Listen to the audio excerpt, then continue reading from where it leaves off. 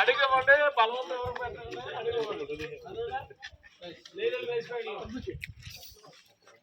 ప్రియమైనటువంటి సెట్లవాడ గ్రామస్తులైనటువంటి వారందరికీ ప్రభువును ప్రియ రక్షకుడైన యేసుక్రీస్తు నామములో మరియు ఈ యొక్క మన్యములు మహాగణుడు సువార్త బృందము తరపున మీ అందరికీ వందనాలు తెలియజేస్తున్నాము.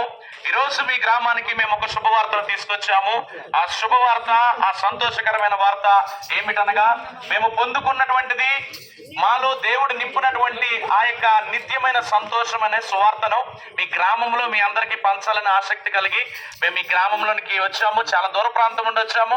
ఎందుకంటే దేవుడు మా యొక్క పక్షముగా ఆయన మా మీద పెట్టిన భారము నిమిత్తము మేము మీకు సువార్త ప్రకటించడానికి వచ్చాం. ఏమిటి సువార్త అంటే, ఈ సువార్త క్రీస్తు ఈ లోకంలోనికి వచ్చి ఆయన రక్షకుడిగా నిలబడినటువంటి సువార్త. ఎవరు యేసుక్రీస్తు ప్రభు వారు, ఎందుకు మేము నమ్ముకోవాలని మీ అందరికీ అనిపించవచ్చు. మేము నమ్ముకుంటున్న దేవుళ్ళు ఉన్నారు, మేము నమ్ముకుంటున్న ఇలవేల్పులు ఉన్నాయి, మాకు అన్నీ ఉన్నాయి కదండి, మేము బాగానే ఉన్నాం అనుకోవచ్చు. కానీ మనము బ్రతికినంత కాలము మనం ఎలాగైనా జీవించవచ్చు. కానీ బ్రతికిన తర్వాత, మనము మరణించిన తర్వాత ఒక నిత్య జీవం ఉంది. దాని కొరకు నిన్ను నడిపించేవాడు, నిత్యత్వం వైపు ఉన్నవారు ఎవరంటే యేసుక్రీస్తు ప్రభు వారు ఒక్కరే. ఈ లోకంలో ఎవరైనా పుట్టిన దినం ఉంది, మరణ దినం ఉంది.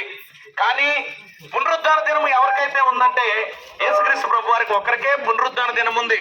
అంటే ప్రతి ఒక్కరికి పుట్టిన దినం ఉంటుంది, మరణ దినం ఉంటుంది. కానీ యేసుక్రీస్తు ప్రభు వారు మాత్రమే తిరిగి లేచి ఆయన మనల్ని అతిథిగా తీసుకెళ్తానని చెప్పారు. వాక్యములు చెప్తున్నారు, నా తండ్రి ఇంకా అనేకమైన నివాస స్థలములు ఉన్నవి, నేను మిమ్మల్ని అక్కడికి తీసుకెళ్ళడానికి నేను ముందుగా వెళుచున్నానని చెప్పారు. అంటే ఆయన ఒక నిత్యత్వం ఇస్తానని మనకి చెప్పినటువంటి ఈ సువార్తని మేము మీకు చెప్తున్నాం. ప్రియమైన వాళ్ళారా, ఈ లోకంలో నువ్వు ఏ విధంగా జీవించవచ్చు, ఎలాగైనా ఉండొచ్చు, ఎటు రీతికైనా నువ్వు బ్రతకొచ్చు. కానీ మనం చేసే కార్యాలు బట్టి మనకి మంచి చెడులు నిర్ణయించే వ్యక్తి ఉంటారు. ఆ మంచి చెడులు నిర్ణయించే వ్యక్తి ఎవరంటే అతను మంచివాడు అయి ఉండాలి.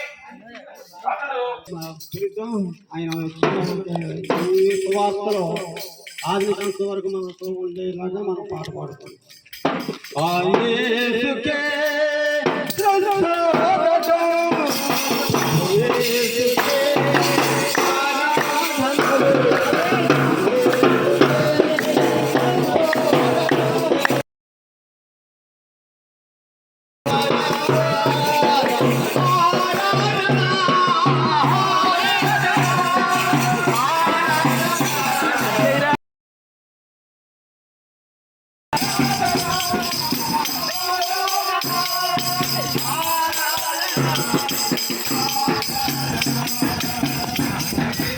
చంపేలా ఉన్నారు ఫాస్ట్ గారు మొత్తానికి.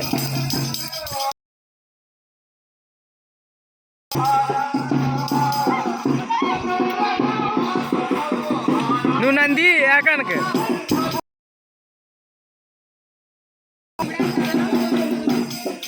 ఎదరి నుంచి కావాలంట ఫాస్ట్ గారికి.